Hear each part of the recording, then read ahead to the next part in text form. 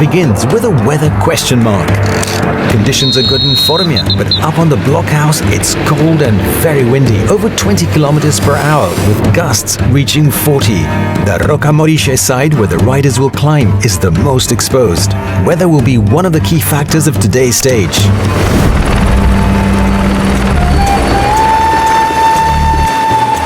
Meanwhile, a group of 5 riders breaks away at the start.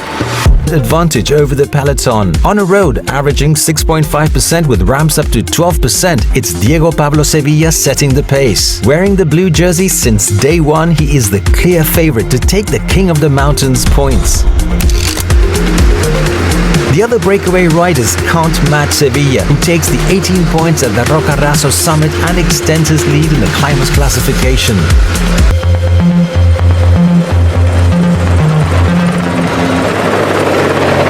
Weather conditions worsen.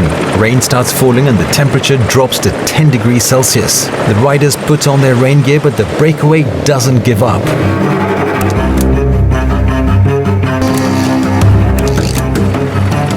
After cresting the Passo di San Leonardo, a long descent begins towards Rocamoriche, where the final 13-kilometer climb will start. Fortunately, the rain has stopped and the roads are dry. At the start of the decisive climb, Nicolas Zukowski attacks, goes clear solo, and passes first under the Red Bull KM banner ahead of Christian Vanderlee and Sevilla. With 10 kilometers to go, just as the steepest section begins, the breakaway's advantage drops below 2 minutes. But the Canadian gets there first. Team Visma Lisa Bike moves to the front of the peloton with Vingegaard, Pinganzoli and Kuss. They set a fierce pace, catch the breakaway and thin out the group. Only Giulio Pellizzari manages to hold on. The effort from the two is impressive. Pellizzari sees a gap open up for the first time. He looks round to see who's behind him, and that leaves Jonas Vingegaard all alone on the mountain and riding his own pace. A little further behind, the duo of Hindley and O'Connor, followed by a small group with Ciccone, Arensman, Storer and Rondel. Gall is climbing superbly, keeping Vingegaard in his sights, but the Dane is never caught. Felix Gall reduces the gap to just 13 seconds behind Vingegaard. Blockhouse belongs to Denmark on this occasion. Vingegaard looks round, checks for the final time that he has held Felix Gall at bay, and he can coast home because he has won at the Giro d'Italia on debut, on stage 7. The first victory he will be hoping of many as Gall comes into the picture. His margin of victory won't be big, but Vingegaard tastes victory at the Giro, kisses the handlebars, punches the air.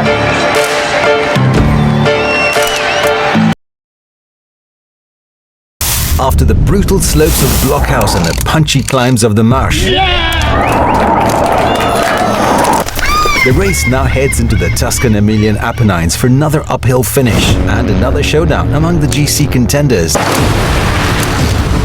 Vingegaard first learned to ski and train. The route is flat from the start until Silla, but after Sasso Marconi it begins to rise gradually along the Porretana road, leading into the final climb. The stage concludes with a first category mountain climb that will once again reshape the general classification.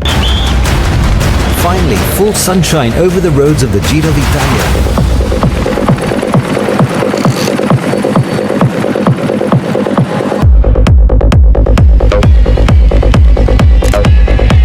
Milesi and Ballerini.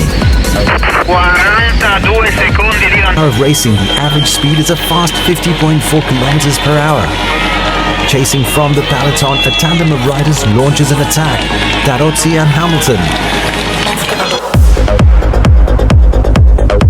Gens, Milesi, Marcelluzzi, Rubio, Naberman, Bais, Loland and Ballerini are working in great harmony and maintaining their advantage over the peloton. After 2 hours of racing, the average speed remains very high at 47.5 kilometers per hour. And he picks up 12 more points in the Maglia Rosa. Mignan leads the points classification ahead of Narvaez and Milan. The peloton now trails by 1 minute. The breakaway group, now made up of 11 riders, is trying to extend its lead and gains another minute on the chasers.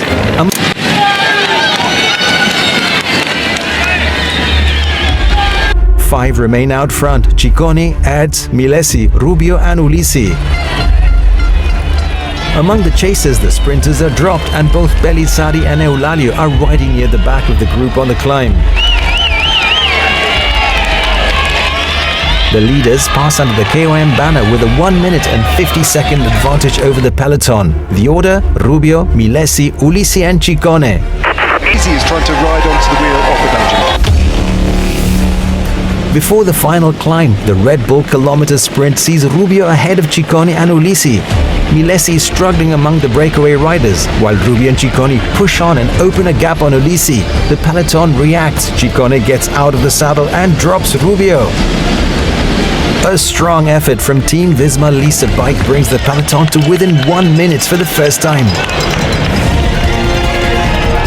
Team leader Vingegaard has had his teammates at the front for a while, waiting for the decisive moment to attack. Ciccone's advantage over Rubio grows to 20 seconds with 3 kilometers to go. With 2 kilometers remaining, Gall and Vingegaard launch their move, bridge up to Ciccone and go clear.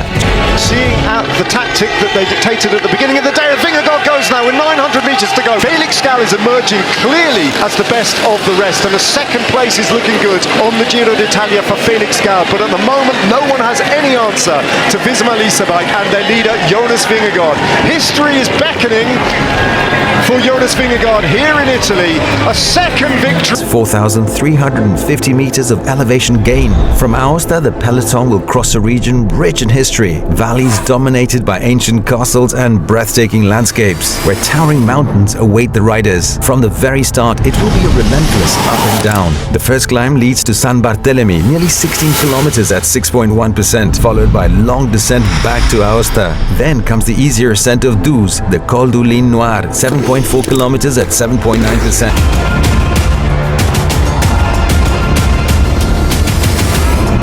It's over 30 degrees Celsius at the start in Aosta, and despite the altitude, temperatures will not drop below 25 degrees C.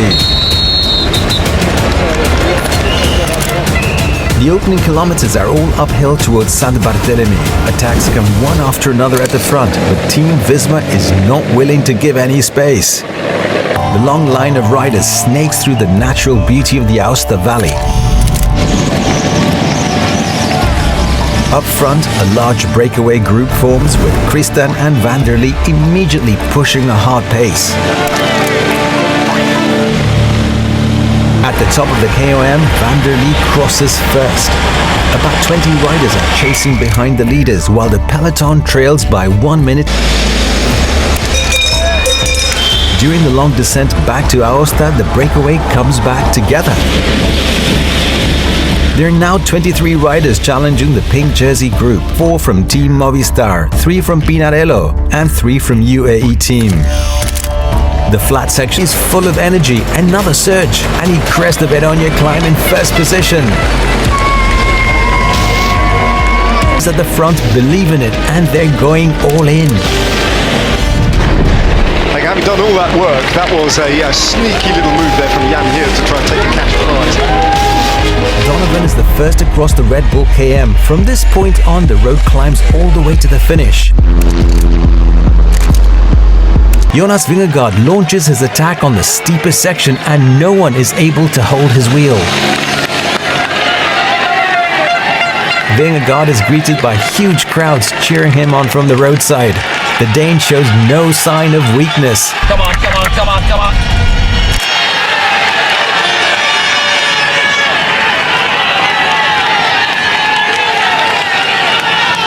For Vingegaard, it's now a done deal. Waiting for him at the finish line is not only the stage victory, but also the pink jersey. For the Tour de France, he comes to the Giro d'Italia. He has not won the race yet, but he has taken one giant leap with this victory. This is a masterful statement of the Giro.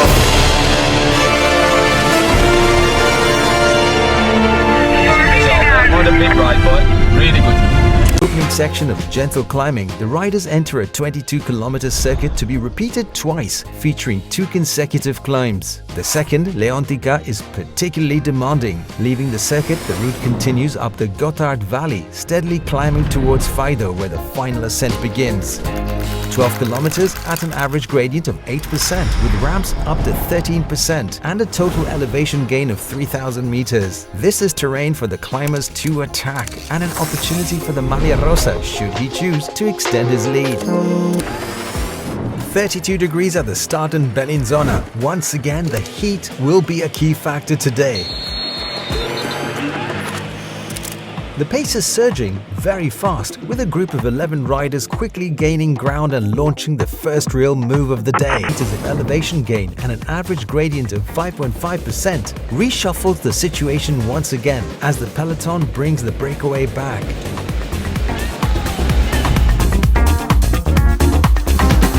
Many riders begin to struggle and lose contact. Ciccone pushes at the front but finds no cooperation, so he rises out of the saddle, attacks, and takes the point at the first King of the Mountains at Ludiano, ahead of Rubio and Harper. Giulio Ciccone goes off in search of those 9 King of the Mountains points to add to his tally.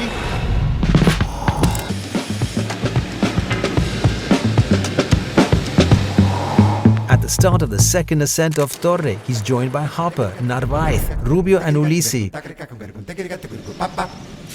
The peloton is chasing, with Visma Lease bike controlling the pace. At the third King of the Mountains, Ciccone attacks again, ahead of Rubio, Harper and Narvaez. Ciccone slipped to the back of this 5-rider group and opens up his sprints. Will Rubio try to go with him? With 36 points collected today, the rider from Abruzzo now moves into second place in the mountains classification, 50 points behind the leader, Jonas Vingegaard.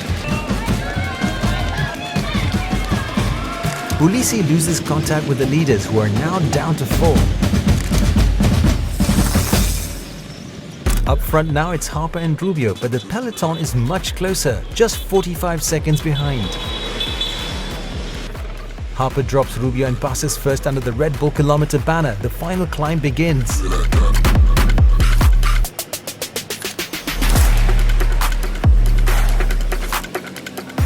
At the front, Red Bull Bora Hans Grohe sets the pace. But incredibly, it's Pellizzari who cannot hold the rhythm of his teammates. They ease slightly, but it's too late. Giulio Pellizzari is in crisis, completely cracked, struggling badly on the climb. With 9 kilometers to go, the peloton catches Harper. From the bunch, the white jersey Eulalia and O'Connor, 2nd and 18th overall, are dropped. At the front, the yellow jerseys of Visma Lease bike take control, with the ever-generous David Pinganzoli pacing for team leader Vingegaard.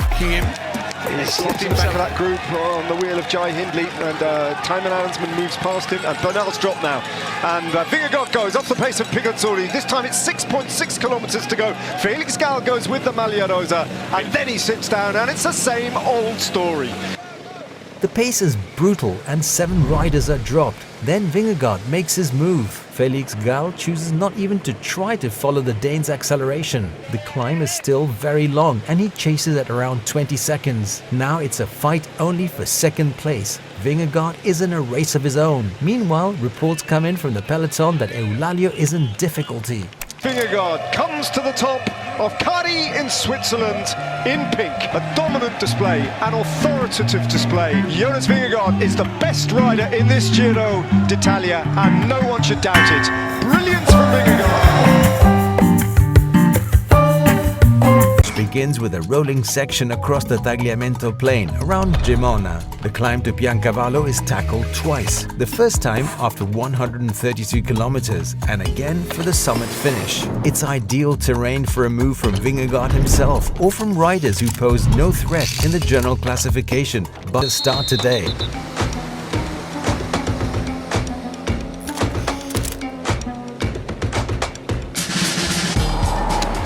In the meantime, biggest river of Friuli. Against the breathtaking backdrop shaped by the Tagliamento River, the peloton immediately stretches out, with Jonathan Milan leading the way. At kilometer 11, a breakaway of 5 forms: Haig, Leknesund, Silva, Huens and Geens. The peloton allows them to go and 3 riders bridge across in pursuit: Tarozzi, Warbase and Lievins. However, Lievins soon abandons the effort, leaving the other 2 chasing the leading group. Scenes reminiscent of another era as Jonathan Milan, who grew up in Buia, rides through his hometown.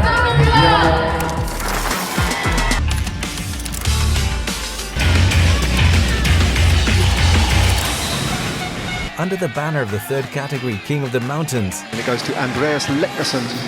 Leknesson crests first, ahead of Hoynes, Silva and Geens. The situation is ideal for Giulio Ciccone, who will tackle Biancavallo with a strong chance of retaining the blue jersey. The Visma Lisa bike team hits the front as the climb begins, immediately lifting the pace. Now they start to execute their plan for the day, to carry the Maglia Rosa to his 5th stage victory at the Giro. At the Red Bull KM, just over 23 kilometers from the finish, Arrieta passes first ahead of Warbase and Grescioli. The 6 breakaway riders begin the second ascent of Biancavallo with their advantage over the peloton unchanged. With 11 kilometers to go, Jonas Vingegaard decides it's time to make his move, accelerating with a pace no one else can match. He catches Grescioli and Leknesson and then rides away solo with around 10 kilometers remaining.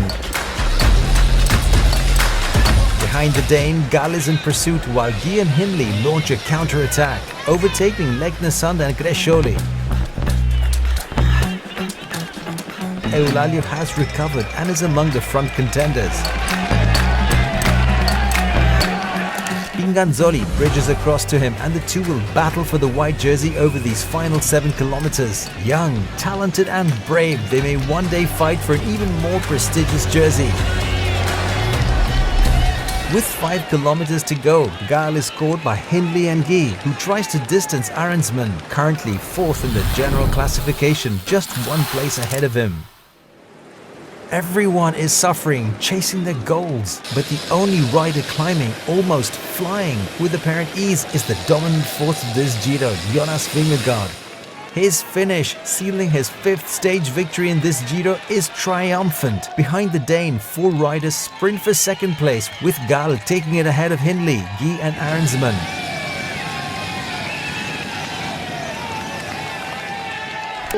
And raced the Giro d'Italia. In 2026, he flipped the script.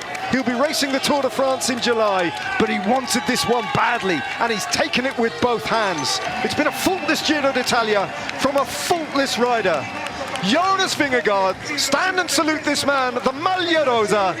The Great Dane makes history and takes the Triple Crown and wins the Giro.